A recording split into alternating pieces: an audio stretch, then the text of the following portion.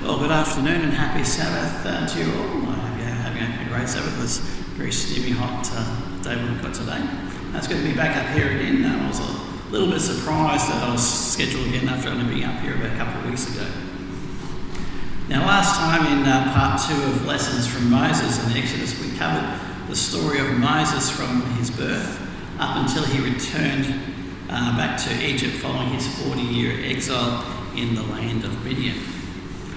Now today, in part 3, we'll cover the story of his confrontation with the Pharaoh, which sees God bring 10 plagues on Egypt, forcing them to allow Israel to leave. Now after that, we'll cover the story of the Exodus up until they cross the Red Sea. Now when Moses and Aaron first approached Pharaoh in Exodus 5, they told him, "Thus says the Lord God of Israel, let my people go, that they may hold a feast to me in the wilderness. The God of the Hebrews has met with us. Please let us go 3 days' journey into the desert and sacrifice to the Lord our God, lest he fall upon us with pestilence or with the sword." Now what was this feast day and where was this place in the wilderness that was 3 days' journey away?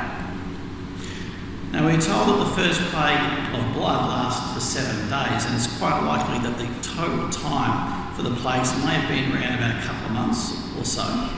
So Moses and Aaron are confronting Pharaoh here some 2 to 3 months before Passover and unleavened bread.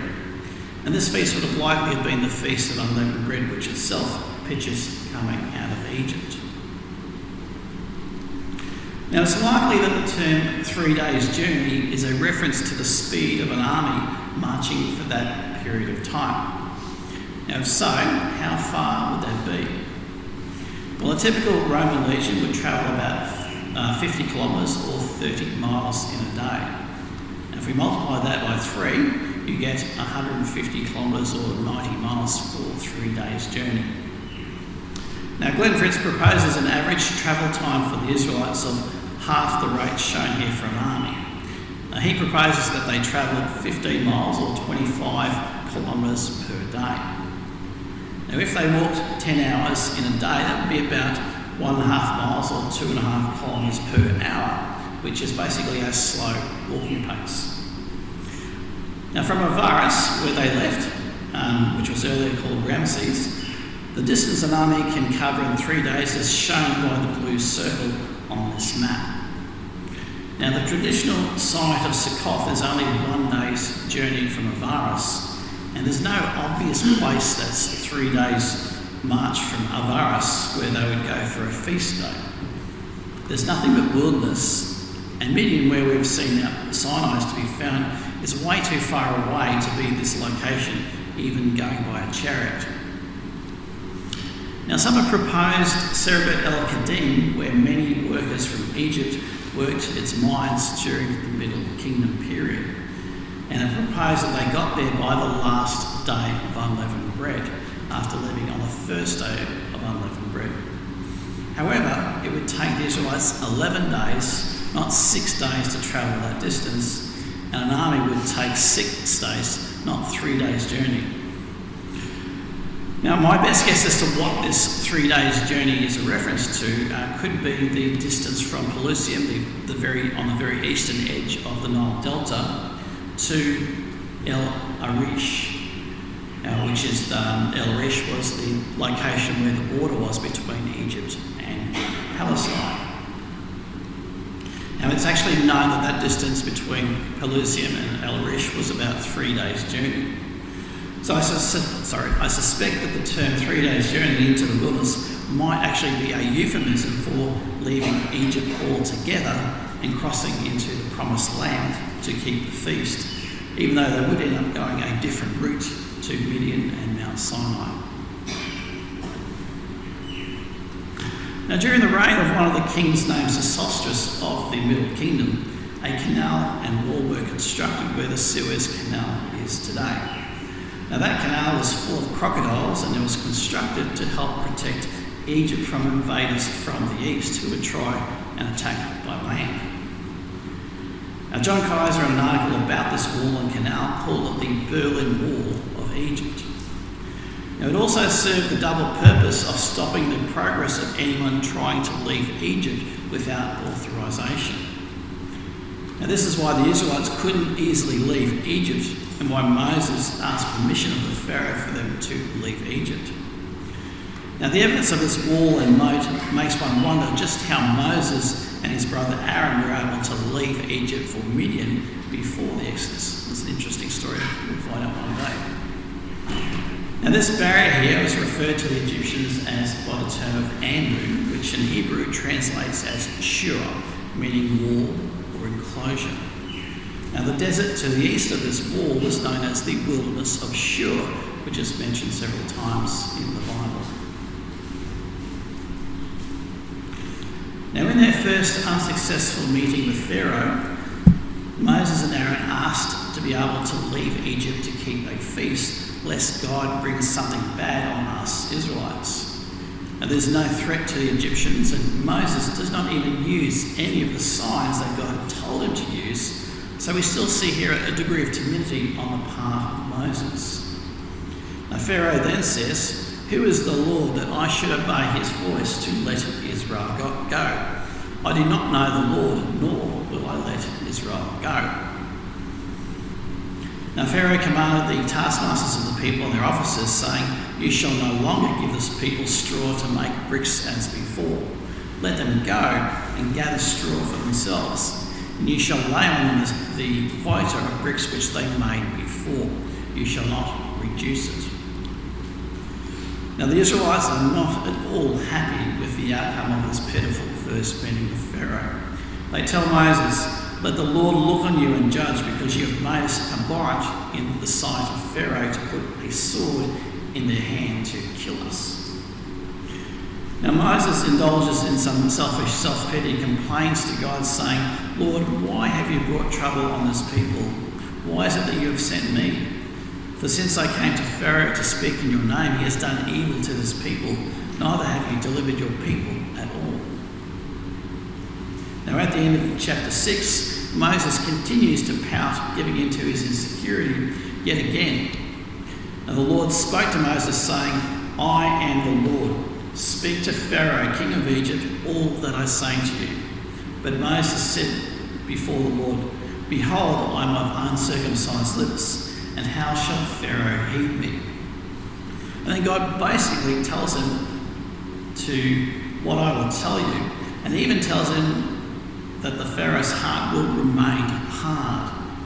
He reminds Moses to use his rod and perform the miracles that they had practiced earlier on their way to Egypt. Now, to show God's power, Aaron cast his rod down and it turned into a serpent. Now, amazingly, Pharaoh's magicians were able to replicate this very same miracle. Now, Satan and his demons, when allowed by God, can perform miraculous signs. 2 Thessalonians 2 talks about with the false prophet who can perform miracles by the power of the devil. Now, Adam Clarke in his commentary states, "It was necessary that God should permit Pharaoh's wise men to act to the utmost of their skill in order to imitate the work of God, that his superiority might be clearly seen, and his powerful working incontestably ascertained." And this was fully done when Aaron's rod swallowed up their rods, in a quote. Now in the New Testament in 2 Thessalonians 3 verse 8, we actually have recorded the names of two of the chief of these magicians, the names of Yannis and Yambres. Now, not only were the magicians able to replicate the miracle of turning a rod into a serpent, it appears that in a smaller manner they were able to turn some water into blood and bring up some frogs. Now, why they wanted to add to those plagues seems silly to me, when it would be much better trying to reverse what Moses was able to do. Now, when we get to the third plague of lice, they could not replicate or reverse that plague. And the last mention of these magicians is them suffering with boils like the rest of the Egyptians. Now, as part of of God's judgment on Egypt and to force Pharaoh and the Egyptians to let the Israelites go, God pours out 10 plagues. Now God starts with turning the Nile's water into blood, followed by plagues of frogs, lice, flies, livestock disease, boils, hail mingled with fire, locusts, darkness, and then the death of the firstborn. Now, scholars and scientists over the years have come up with different ideas to explain the 10 plagues and even come up with an integrated model that ties them all together. Now, how people view the plagues of Egypt mainly comes down to their worldview. Now, if they are an atheist, they will write off the supernatural and just look for extraordinarily but purely natural phenomena to explain them. Now, if you believe in God, then you'll be open to God performing supernatural things and or using natural phenomena to do his bidding. Now, let's take a look at a couple of those different views that attempt to explain the plagues of Egypt.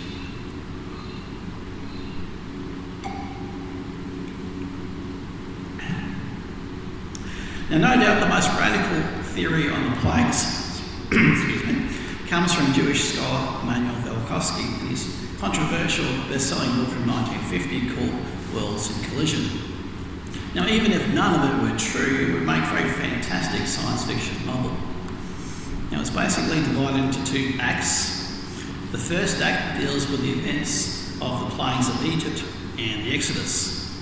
The second act deals with the events from Uzziah's great earthquake to Hezekiah and the sun going backwards 10 degrees. Now, his radical theory for the first act sees Venus born as a newborn planet and threatening the earth, and God using it to bring about many of the plagues of Egypt. Now, Velikovsky believes that the red iron sulfide dust from Venus, picture the iron dust of WA or on the planet Mars, caused the water to look like blood and kill the fish. And then there's an ecological chain reaction. Now, Velikovsky believed that the hail mingled with fire were fiery meteorites, and the darkness was caused by Venus passing in between the sun and the earth, even though Goshen, we're told, had light. Now, he sees the last plague as being caused by a great earthquake as Venus passes very close. And he interprets firstborn as chosen due to their similarity in Hebrew. Now, the second act in the story occurs after Venus crosses paths with Mars and sends Mars threatening the earth each 15 years from Uzziah's great earthquake until the end of Hezekiah's reign when the Assyrian army were destroyed.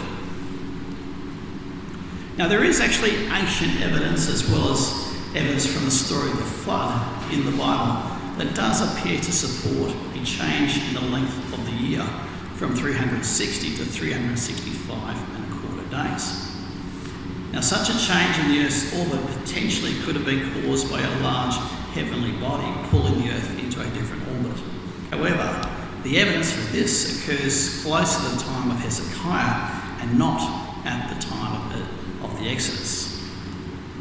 Now, the major thing counting against Velikovsky's Venus theory in the first act is the archaeological evidence. Now, if a massive heavenly body threatened the earth during the Middle Bronze Age, when the Israelites left, you would expect to see the sort of massively widespread damage that we actually do see at the end of the early Bronze Age and also at the end of the late Bronze Age collapse. Now, the Middle Bronze Age destructions are on a much lesser scale and more in keeping with destruction by men. For example, when the Israelites got to Canaan, they didn't find cities recovering from severe destruction a few decades earlier, but strong cities with high walls.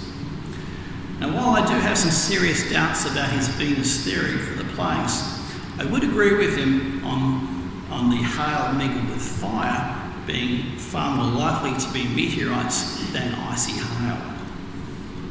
Now, Velikovsky's template of the potential effects of the passing of a large heavenly body is very interesting in relation to the plagues of the Day of the Lord, where many of the same plagues are repeated at that time. In Revelation, the Bible is much more explicit about a number of those plagues having a cosmic origin. Now, another theory of the plagues comes from John S. Marr and Curtis Malloy, who are both epidemiologists, that was featured in a 1996 Discovery Channel documentary called The 10 Plagues of Egypt. Now, their secular worldview meant they looked for purely natural causes to explain the plagues, which only works up to a certain point. Now, both of these scientists and a friend of mine who supports Velikovsky's theory independently have come to the conclusion that the animal plagues from plagues 2 to 6, as well as the 8th plague of locusts, are essentially an ecological chain reaction or a domino effect. Now, algal blooms, toxic to fish, are known to happen in seawater. Now, they release red pigment causing red tides and kill fish in millions today. Now, Listeria algae could have caused the first plague and turned the Nile red. Now, the word translated frogs actually includes toads, and a common species in Egypt is the bufo toad. Now, in some species, individuals produce thousands of eggs. Now, with no fish to feed on those eggs, toads by the millions would hatch and then abandon the toxic river. Many would have headed for warmth and light, hence they went to the houses and the ovens of the Egyptians. Now, away from their normal river habitat, the toads then all died. Young frogs by the millions, unable to find further food or make their way back to the river, now die in heaps all at once, creating a sanitation problem. Now, as these are swept into piles for burning where possible, the remainder decay and are a breeding ground for the flies and insects that escape the frogs because they were in pupal or larval stage at the time. Now, these insects, now without predators and a plentiful supply of frog carcasses, now experience a wave of population explosion. Now, Marr and Malloy identified a family of midges known as collucoids as the lice of plague 3 and the carriers of the disease that caused plague 5 that kills the livestock. Now, midges thrive around stagnant water with decaying vegetation and animal matter. Now, larvae feeding on this would produce great plague numbers of midges. Now, they identify the stable fly as the most likely species for plague 4, as they lay up to 500 eggs more than any other fly and deliver painful bites.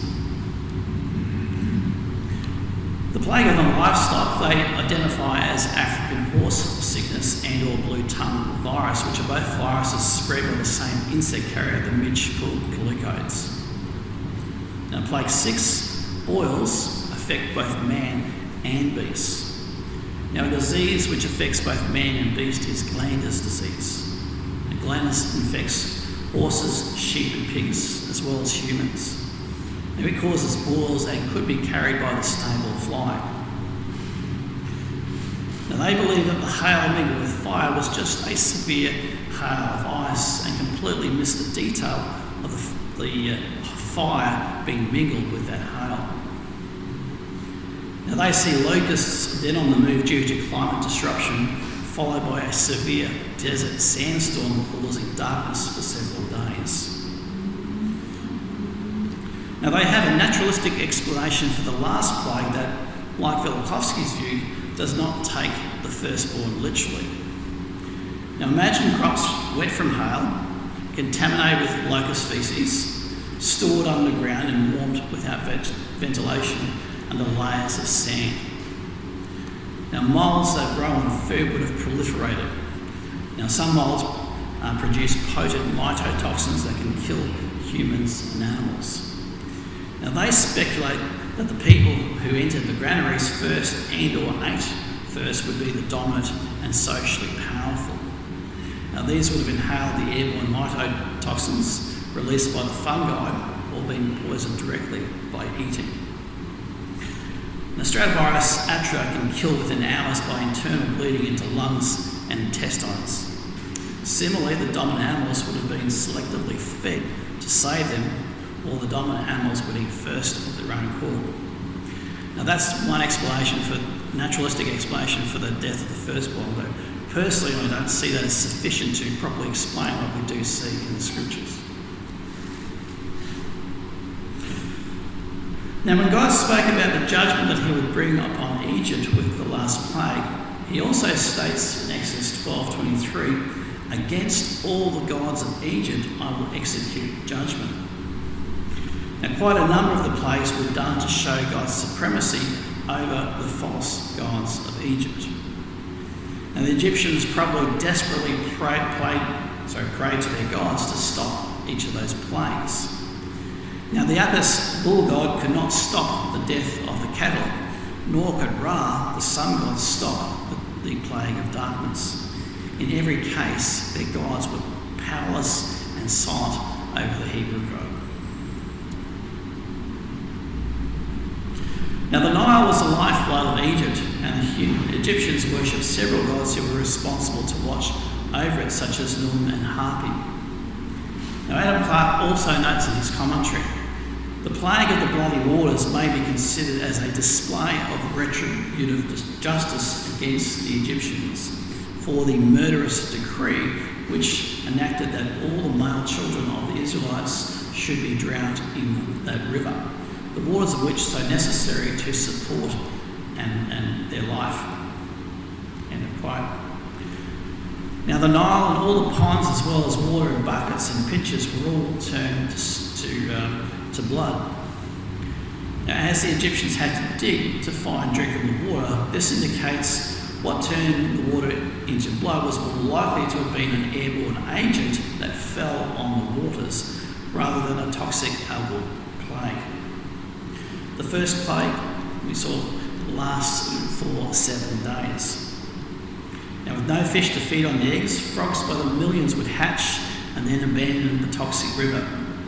As they die competing for food, their dead bodies created a sanitation problem, leading to plagues of insects that also carry diseases such as that which affects the livestock and the boils on man and beast. Now such plagues might be written off as natural events, but God then does something to prove that what is happening is by his supernatural hand, which is spoken of in Exodus 8 verses 22 and 23. Now the UCG Bible reading program in its commentary on this verse says the following: "Before sending the fourth plague, God says that he'll prevent it and the remainder of the plagues from afflicting the Israelites in Goshen. Thus, the first 3 plagues had been experienced by everyone, including the Israelites. But the 7 last plagues, out of 10, afflict the Egyptians only." That the 7 last plagues are distinct is quite interesting in the light of the fact that we actually find this phrase in Revelation 15 verse 1 in reference to the final plagues poured out on rebellious mankind, following a period of suffering that will come upon God's people, physical and spiritual, and on the rest of the world. And just as in Egypt, God's people of the end time will be spared the 7 last plagues. End of quote. Now what we have to remember in relation to God's protecting hand on the Israelites in Goshen is just how close they were to Pharaoh's palace there in Avaris. Now this was a point brought out recently in a presentation on the Israelites in Egypt that Mark Robertson gave in Brisbane. Now it would have been walking distance between where the ark was set, it would have been walking distance between where the ark of Moses was set free and where Pharaoh's daughter picked it up along the river when she went to bathe. And Moses and Aaron were summoned by Pharaoh by night and told to leave Egypt in Exodus 12.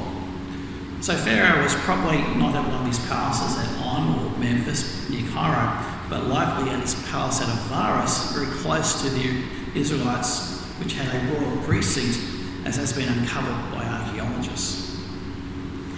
Now the Israelites built it as a garrison city for Pharaoh or military base because of its strategic location on the Nile.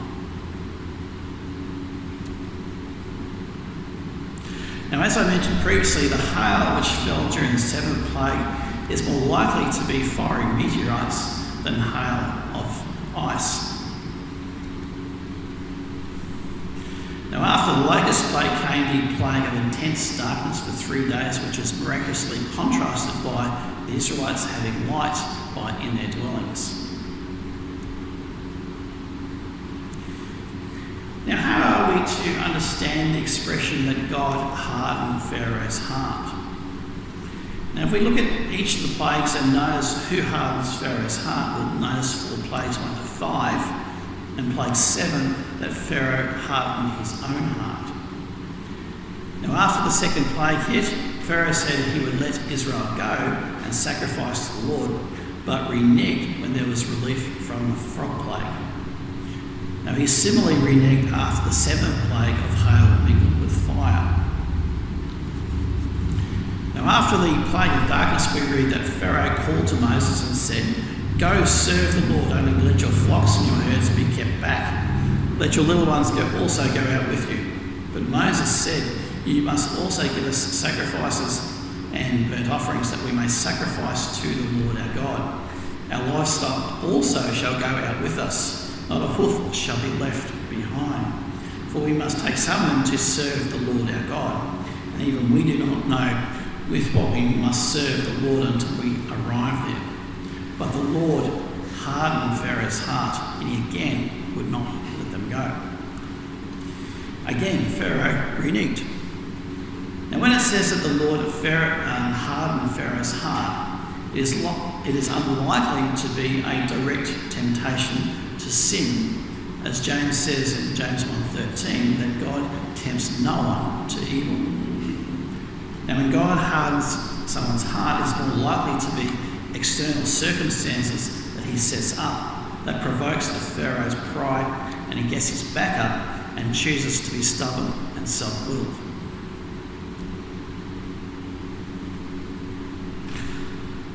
Now, in Exodus 11, God says to Moses that there will be one more plague which will finally cause Pharaoh to release the Israelites. Now, the firstborn males of the Egyptians, of their non-Israelite servants, and of their animals would surely die, from the palace of Pharaoh to the dungeons. Perhaps this was in part a deserved punishment for the Egyptian slaughtering of God's children, the Israelite infants in previous generations going back to the time of Moses' birth. Now, God told the Israelites to ask the Egyptians for silver and gold items, in effect, compensation for their years of slave labour. After all, the Egyptians had witnessed, they were not about to complain. But Pharaoh's heart was still hardened, even threatening Moses' life. And Moses then, having delivered the final warning, storms out in anger. So we see here that the spoiling of the Egyptians began even before the last plague and probably continued on that day after that last plague. Now, the Epic Papyrus, which is in the Leiden Museum in Holland, appears to be an Egyptian record of the plagues of Egypt, which it bears a most eerie similarity to. Now, John Wilson, in his book The Admonitions of Ipuwer, based on its language and orthography, dates this document to the 13th dynasty during the Middle Kingdom in the Middle Bronze Age, which we've seen is the best place to place the Exodus. Now, some of its passages read as follows: "Plague stalks through the land, and blood is everywhere. Nay, but the river is blood. Trees are destroyed, no fruit nor herbs are found. Gates, columns and walls are consumed by fire. The land is not light. He who places his brother in the ground is everywhere. People are stripped of clothes. Their slave takes what he can find. Gold, silver, lapis lazuli and turquoise are strung on the necks of female slaves. These stranger people from without are come into Egypt." Now, one critic of this document, being a true historical record, stated that it was fictional because it was contradictory giving the example that in one place it says that the whole land is in great want, while at the same time female slaves become rich. Now, ironically, this specific detail is one of the best proofs linking it with the time of the Exodus, as the Bible tells us that just before the last plague, the Israelites took their spoil from the Egyptians before leaving Egypt.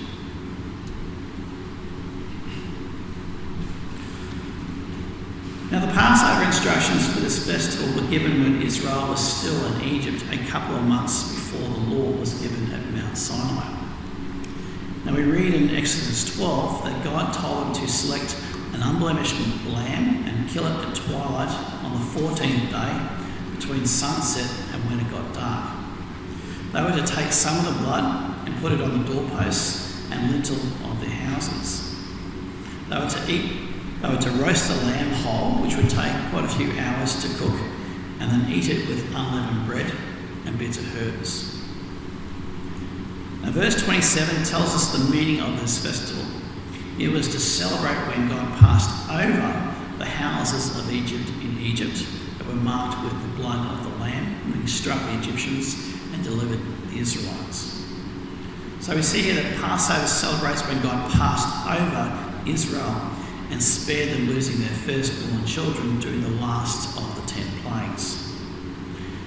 Now, the blood on the doorposts and the blood on the lintel, some of which probably dropped on the ground, effectively formed the shape of the cross.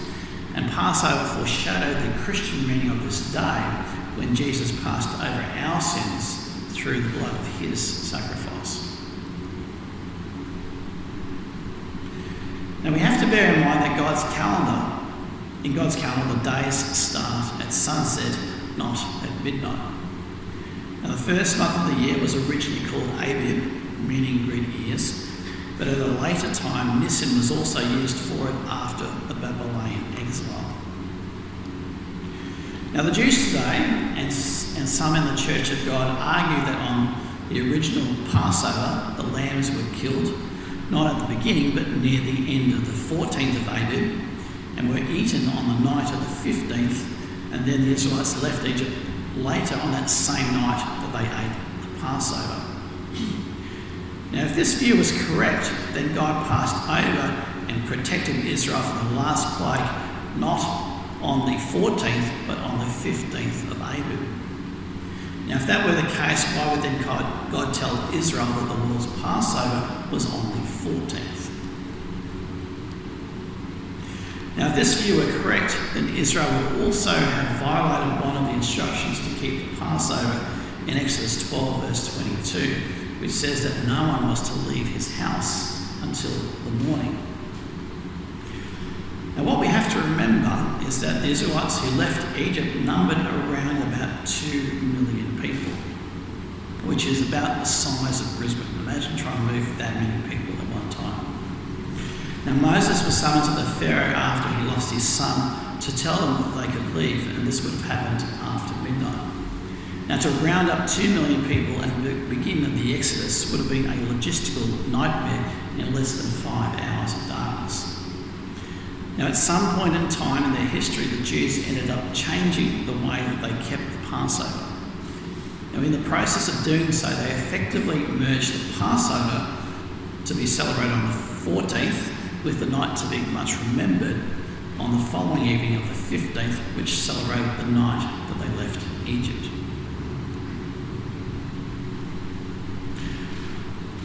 Now, Jesus Christ had a meal with his disciples in a guest room the night before he was killed.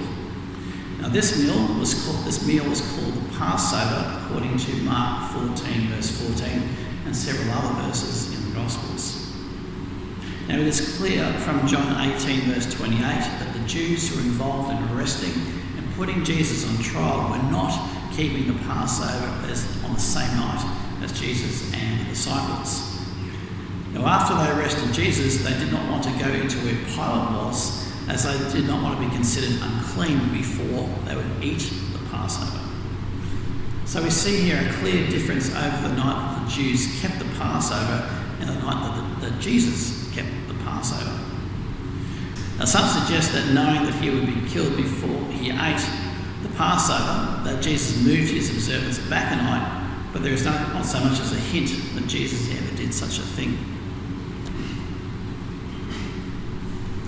Now, Jesus was keeping the Passover on the same night that the Israelites kept the original Passover on the night of the 14th of Abib, the same night that God killed the firstborn of Egypt and spared the Israelites. Now, these two great back-to-back feasts, Passover and the Feast of Unleavened Bread, celebrated two different events. One, the passing over and sparing of their lives by God, and the other, their coming out of Egypt. They celebrate different events that occurred on two consecutive but different days and should not be merged as the Jews do at this time.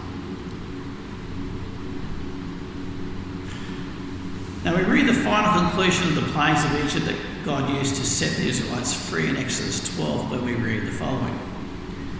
And it came to pass at midnight that the Lord struck all the firstborn in the land of Egypt, from the firstborn of Pharaoh who sat on his throne, to the firstborn of the captive who was in the dungeon, and all the firstborn of livestock.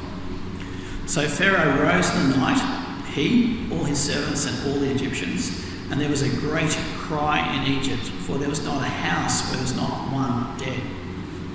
Then he called for Moses and Aaron by night and said, Rise, go out from among my people, both you and the children of Israel, and go and serve the Lord as you have said. Also take your flocks and your herds as you have said, and be gone and bless me also. And the Egyptians urged the people that they might send them out of the land in haste, for they said, We shall all be dead. Now the children of Israel had done according to the word of Moses, and they had asked from the Egyptians articles of silver, articles of gold and clothing, and the Lord had given the people favour in the sight of the Egyptians, so that they granted them what they requested. Thus they plundered the Egyptians. So finally, after a slavery of about 100 years and some 430 years after Abraham left Ur of the Chaldees, the Israelites are free and can leave Egypt.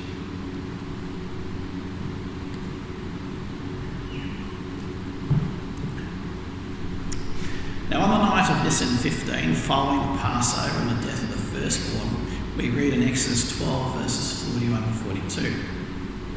And it came to pass at the end of the 430 years, even the self-same day came to pass, that all the hosts of the Lord went out from the land of Egypt. Now, there are a couple of things to note in this passage. Now, Paul talks about there being 430 years from the promises to Abraham and the giving of the law in Galatians 3. The very same 430 years being spoken of here. Now it appears that the Exodus took place 430 years to the day that Abraham left Mesopotamia for the land of Canaan, which fits in well with the symbolism of coming out of Egypt and coming out of sin. Now the other unusual thing to note in this passage is that they celebrated the special annual Sabbath, the first day of Unleavened Bread Festival, by hours of walking out of Egypt at night time, which is not something you usually associate with keeping a Sabbath. Now their hours of walking was an exception to the rule of resting on the Sabbath. Now the reason for this exception was by doing so they were quite literally fulfilling the meaning of this day by coming out of Egypt, which spiritually symbolises leaving sin. Now, many skeptics scoff at the idea that so many Israelites crossed the desert in the Sinai Peninsula with all their flocks and herds, saying there wouldn't have been enough provisions and so forth to keep them going.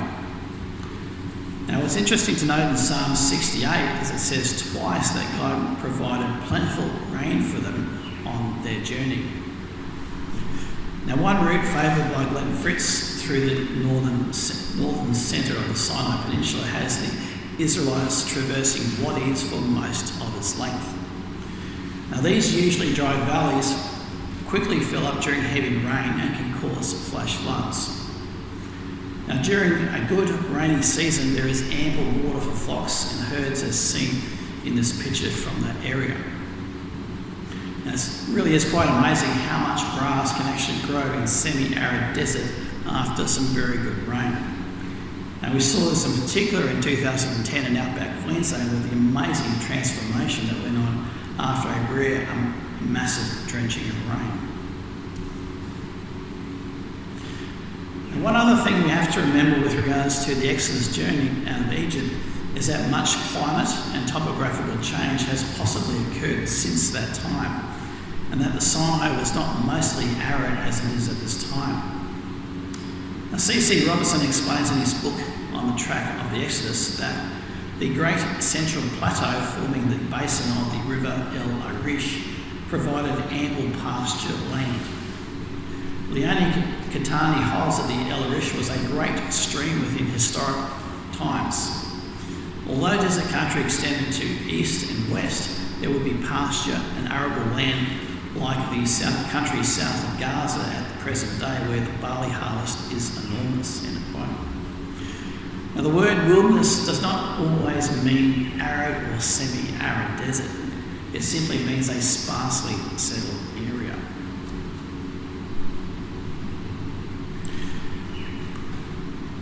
Now, there's a common idea that the body of water that the Israelites crossed, which is called the Red Sea in the Bible, was one of the eastern lakes where the Suez Canal is today.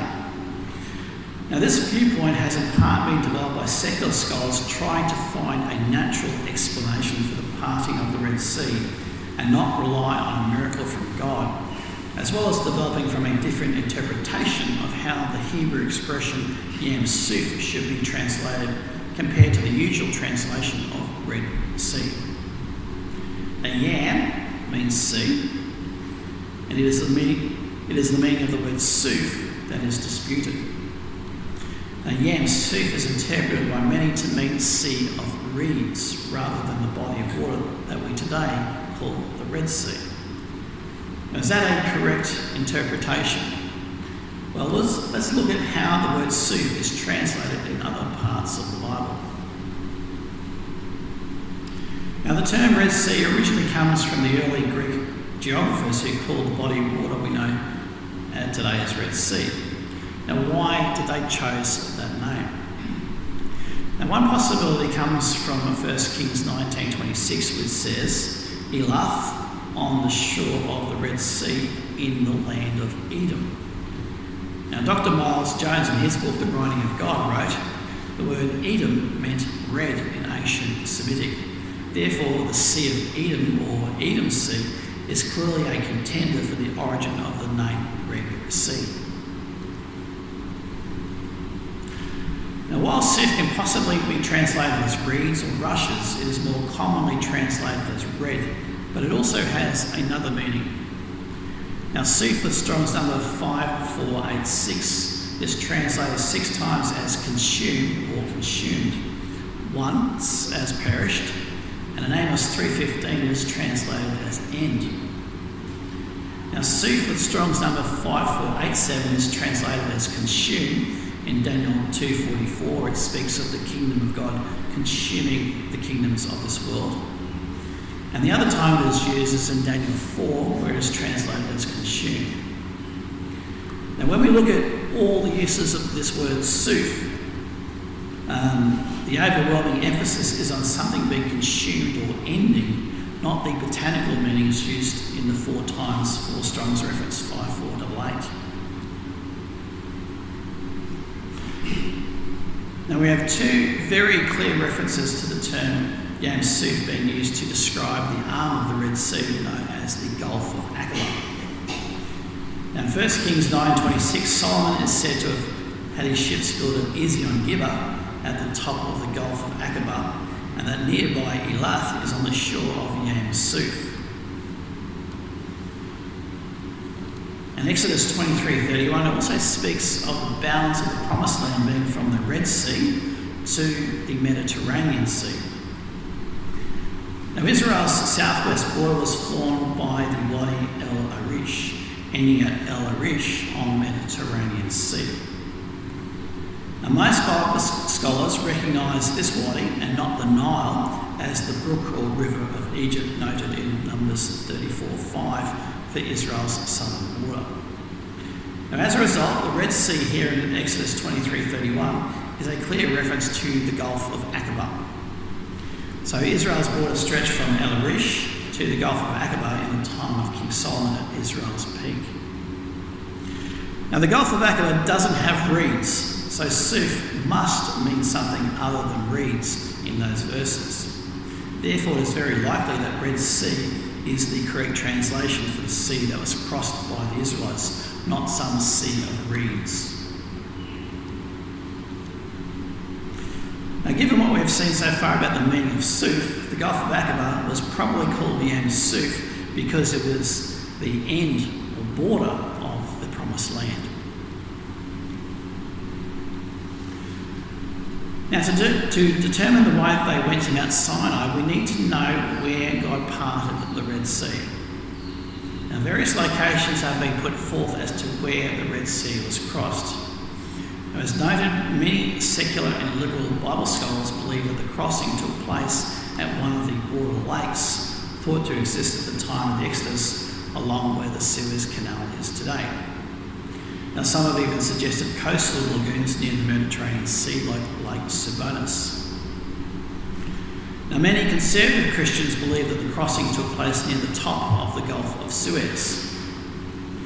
Now, crossing sites have also been proposed across the Gulf of Aqaba, near its top close to Eilat, near its midway point from a large beach called Nuweiba, and at its bottom at the Straits of Tiran.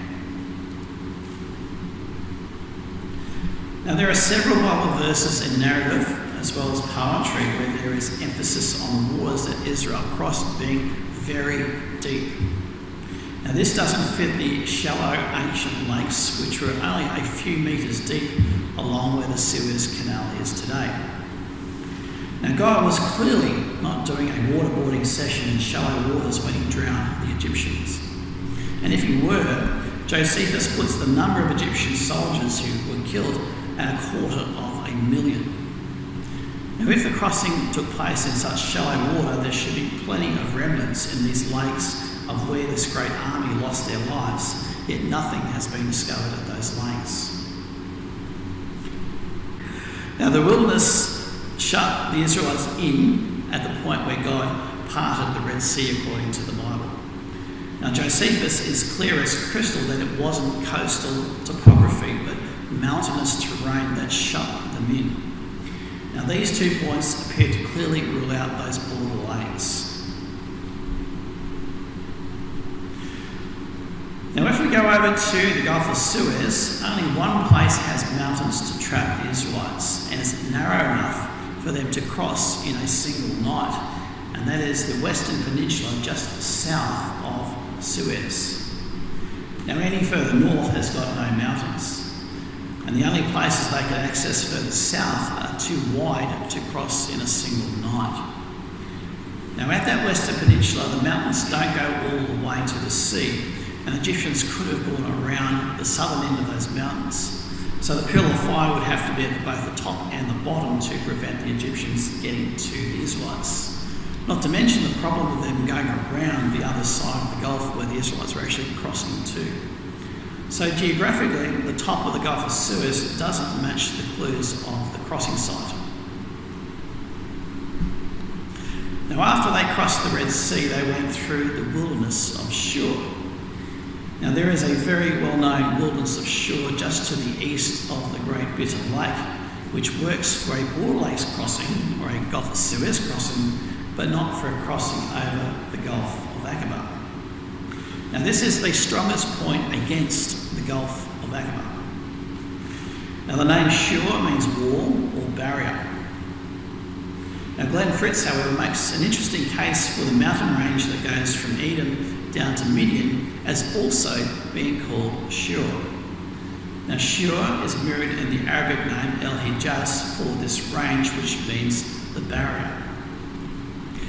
Now, those who support a border lakes crossing might scoff at this suggestion of a second wilderness of Shur.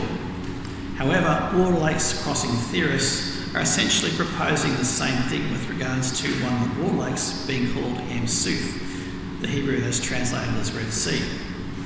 The only body of water that, without question, is called Yam Suf is the Gulf of Aqaba, as noted in 1 Kings 9, where Solomon built a naval base.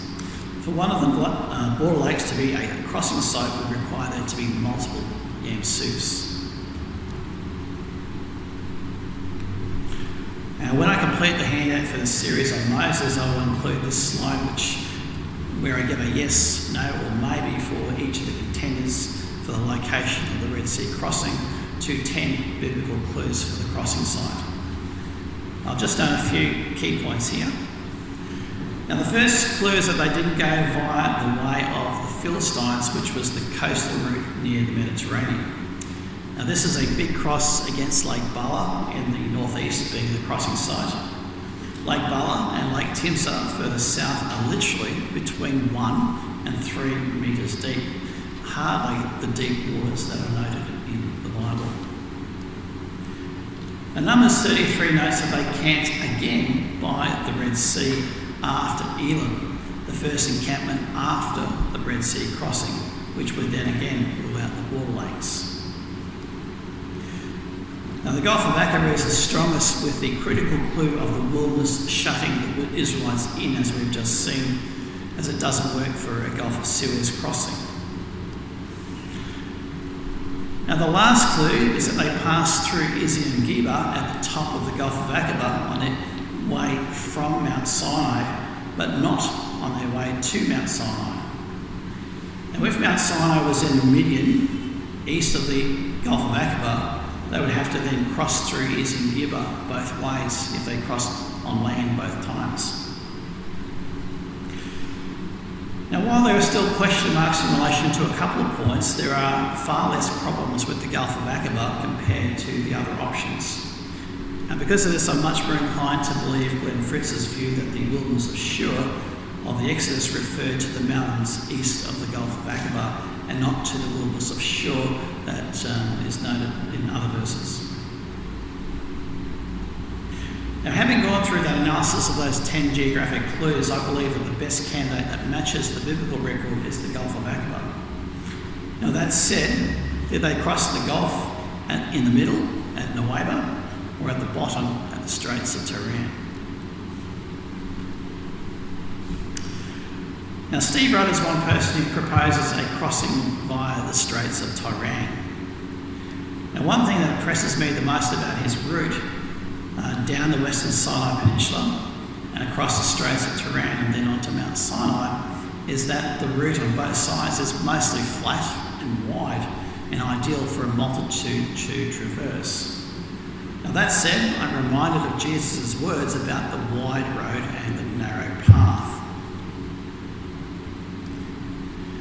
Now, in Exodus 14:2, God told the Israelites to make a turn in order to go to where they would camp by the Red Sea.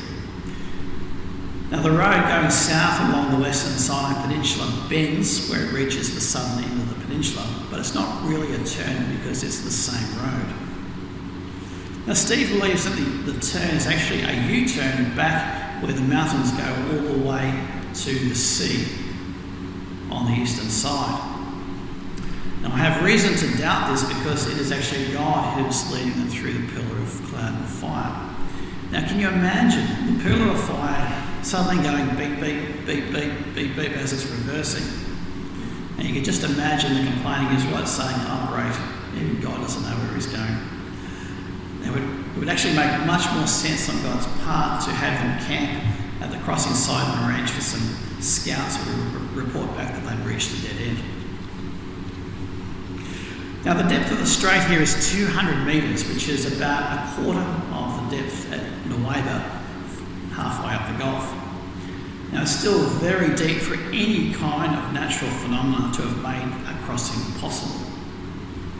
And there's also a couple of other problems. There's the problem of a very steep gradient going into it if we strip it of water. And plus, there's a lot of massive coral beds if you strip it of water. Now, midway down the Gulf of Aqaba, there is an enormous beach called Nuweiba. Now, the only way to it is Wadi Matir, which fits Josephus' description of how they were being trapped by the Egyptians as they came down the wadi. side of this proposed crossing site, the gulf is more than 2 miles deep. However, at this point, it is nowhere near as deep as either side of this proposed crossing site. Now, over a long period of time, sediment washes down through the wadi and has created that enormous beach there at Nuweiba, and all that sediment has continued on into the Gulf itself, creating that lesser deep place. Now, that said, it is still 800 metres deep in the middle of this proposed crossing site. Now, 800 metres is about the height of the world's tallest building in Dubai. Now, despite that depth in the middle, because it is 15 kilometres across to the other side of the Gulf, the actual gradient is quite manageable. The gradient of this proposed site is actually a modest 7 degrees for the whole way down and the whole way back up again, which is about similar to a typical wheelchair ramp. And plus, the bottom is sandy without sharp coral beds found at the other proposed crossing site. Now, as spectacular as a miracle as it would take to cross, this is the one location that best fits the clues. The Nuweiba Beach is 5 miles or 8 kilometres from north to south, and the waters were probably that far apart with plenty of room for all to make the crossing. Now, to cross the 15 kilometres I should say, at 2.5 miles an hour, it would take about 6 to 7 hours for everyone to cross.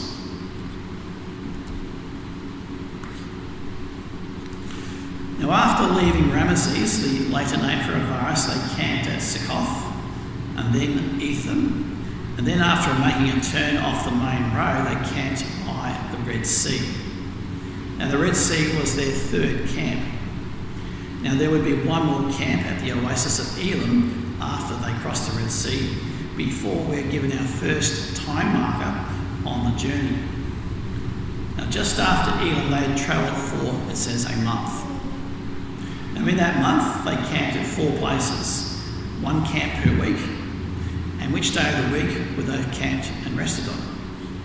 Well, being Israelites, following God's laws, they naturally would have rested on each weekly Sabbath.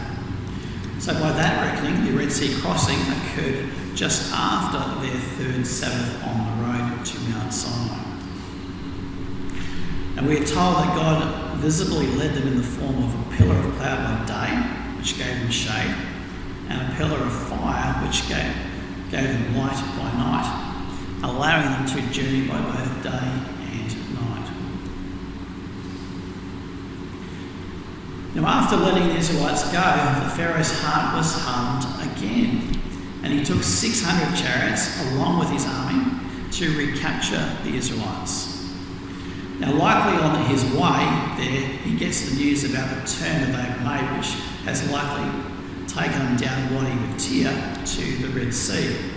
He would have thought, aha, I've got them completely trapped. Now, that wadi varies between about 50 metres and about 200 metres wide, so it's relatively narrow, and with a couple of hundred people abreast, the Israelites from above would have looked like a 20-kilometre long snake winding its way down that valley. Of course, the Israelites complained to Moses that he has brought them out of Egypt just to die. Moses then tells them to not be afraid, but to stand still and see the salvation of the Lord. I can almost hear Charlton Heston as Moses saying, "Behold his mighty hand."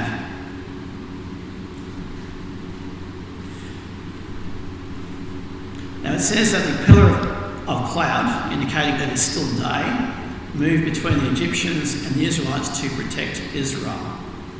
Now, Moses stretched out his hand, and God divided the waters for Israel to walk across the dried up seafloor. Now, though it is still daylight when the pillar moves to protect the Israelites from the Egyptian army, the actual crossing takes place at night time, which is noted twice in these verses, just like in the Ten Commandments movie. Now, it is likely late Sabbath afternoon when the Egyptians arrive, and the crossing itself takes place just after sunset, likely on Saturday night. Now, the waters were like a huge wall on their left and their right hands. Now, this is truly one of the most stupendous miracles that mankind has ever witnessed. Now, this brings us to our fourth lesson that we can learn from Moses and the Exodus. Stand still in your heart, calmly trust him to open up a path out of your problems, and obediently go forward when he does. Now, God is the specialist when it comes to those things which seem impossible to us.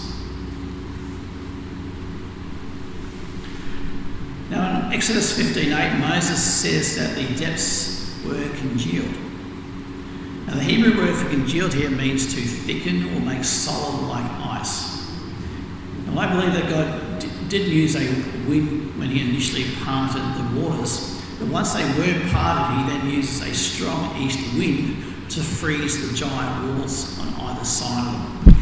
And this was the purpose of the strong east wind, to keep the walls frozen, just like Superman's icy breath. Now, this super strong wind was only on the two sides, and God would have made sure that it was calm for most of the 5 miles wide where in between where the Israelites crossed. Now, the name Nuweiba, according to the Ask Aladdin travel website, is Old Arabic for springing waters because of the many wells in the general area. Now, the full name of Nuweiba on this particular map shown here is Nuweiba el Mazayina. Now, according to every search result on Google I've found, this means the waters of Moses opening, though Google Translate isn't able to translate from Arabic to English for me. Now, there is a question mark over this being a correct translation, but if it is a correct translation, this would give some strong support for this location being the correct crossing site. Now, I still can't believe all the amazing computer graphics we have seen in movies these days that no Bible movie over 60 years later has improved upon the Red Sea crossing in the 10 Commandments movie. Now, I was so disappointed with the movie Exodus, Gods and Kings, which watered down the Red Sea crossing to just having the tide actually go out. Now, that said, there is some excellent graphics and animation in the Patterns of Evidence documentary, The Red Sea Miracle. Now, here's a great screenshot from that documentary showing the Red Sea crossing. Now, as noted before, the Nuweiba beachhead is 5 miles wide, so there was plenty of width for all the Israelites to cross through. And here's another screenshot showing the towering walls of sea as the Israelites walked through. Now, I like in this shot that the light-coloured sections in the wall of water give the impression that the water was frozen or congealed, as Exodus 15:8 indicates. And just for a little bit of fun, here's a dessert that was made by Jason Webster from our Gold Coast church during a recent unleavened bread festival, picturing the Red Sea crossing with Lego figures. And you can see Moses at the front and Pharaoh at the back chasing them. This actually reminds me of a video I saw about the special effects of the Red Sea crossing, how they were done in the original 10 Commandments movie. Now, in the original silent movie version that Cecil B. DeMille made 30 years earlier, they actually used jelly or jello, as the Americans call it, for the walls of water. Now, Josephus wrote the following in Antiquities of the Jews. But when they saw they were going a great way without any harm, and that no obstacle or difficulty fell in their journey, they made haste to pursue them, hoping that the sea would be calm for them also. But the Egyptians were not aware that they went into a road made for the Hebrews. As soon, therefore, as ever the whole Egyptian army was within it, the sea flowed to its own place. Showers of rain also came down from the sky, and dreadful thunders and lightning with flashes of fire.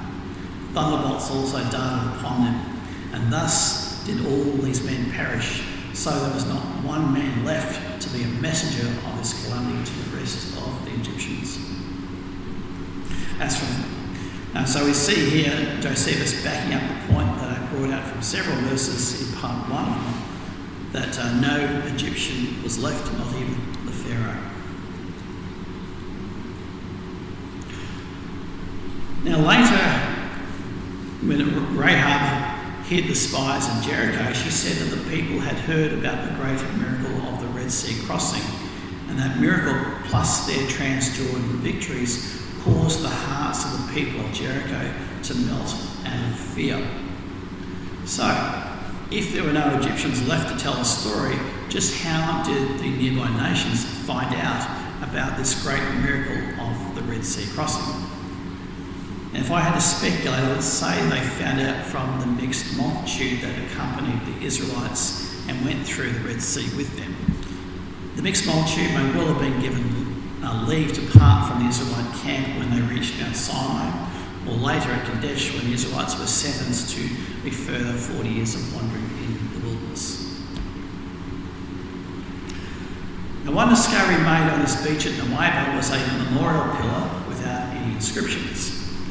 Now, according to Ron White, when he was in Saudi Arabia, a second pillar was found on the opposite side with the following words in Phoenician letters: Mitzrayim, meaning Egypt; Solomon, Edom, death; Moses, Pharaoh, Yahweh. So that's the claim of Ron White, but unfortunately we haven't been able to verify this independently. Now, even if there was just one pillar at this location and not one on the opposite side, it does beg the question why it was erected there in the first place, because as we've seen, this location is effectively a dead end at the end of a long wadi. Now, diving excursions along this proposed crossing site have unearthed coral-encrusted objects that appear in the shape of chariot wheels. Now, Leonard Mollart says that the metal of ancient chariots would have corroded away, but before it did, coral wrapped around these objects, preserving the shape of the long since corroded metallic object. Now, the one on the left was found by Ron White on the Nuweiba beach side. The one on the right and bottom were independently found on the other side. Now, of the many coral features like this, Leonard Mollart claims that about one-fifth registered metal when he passed them over a metal detector with them.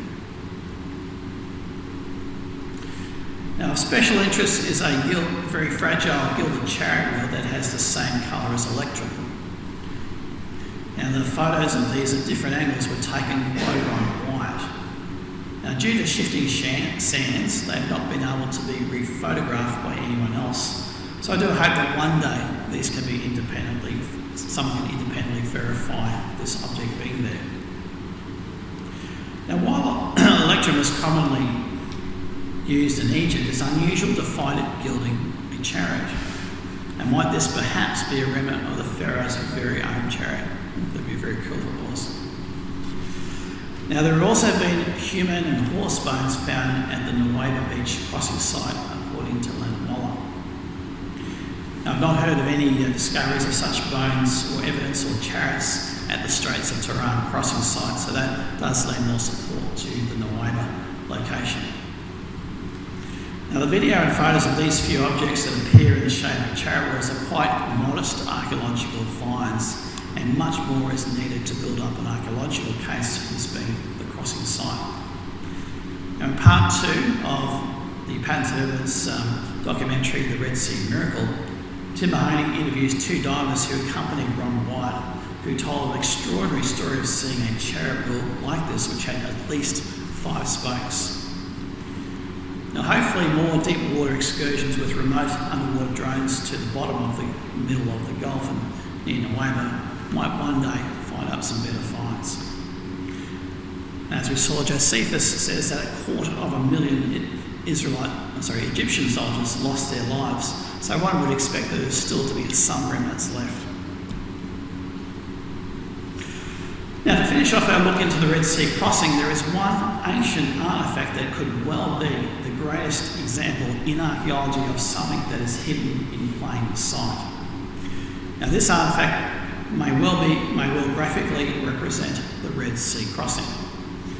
Now, this artefact is one of the Mycenaean funeral stelae, or basically it's an ancient tombstone that was found at the site made famous as the city that Agamemnon of the Trojan War came from in Greece. Now, this stela is literally the very first thing that you see when you enter the main museum at Athens. Now, I was especially interested to take these photos of it when I was there as Simko Jacovici in his documentary The Exodus Decoded makes the case that the tombstone on the left shows a visual representation of the Red Sea crossing. Now, as you can see, it's got 3 panels. The top and bottom have swirling symbols, possibly indicating water. Now in the middle are 2 characters facing off against each other. Now the museum curators, not making any such connection with the Red Sea crossing, have written the following in their description of the artefact to the side of it. Now they've written this: the upper and lower panels are filled with spirals, while the central panel has a chariot pulled by a galloping horse and driven by a standing charioteer. In front of the horse is a second male figure that appears to be attacking the chariot with a spear held in his raised right hand. End of quote. Now, is this a graphical representation of the Red Sea crossing hidden in plain sight? Well, you can be the judge of that. It should be noted that many scholars believe that the Danai, who migrated to Greece, were descendants of the tribe of Dan. Now, the second stela on the right looks similar, but it's got only 2 panels. Now, one has spirals, and the bottom panel has some spirals and 2 men, one of them on the chariot and the other on foot. Now, the second panel could well be the waters coming back onto the Egyptians before they were drowned. So, on that high note, with the Pharaoh and his army destroyed and the Israelites free to press on to Mount Sinai, we'll finish up in part 3. And in part 4, we'll cover the journey from the Red Sea to Mount Sinai, and then cover the events of their many months based at Mount Sinai. Now, at this stage, I'm slated to speak up here again on January 14, so I look forward to continuing the story of Moses and the Exodus with you all then.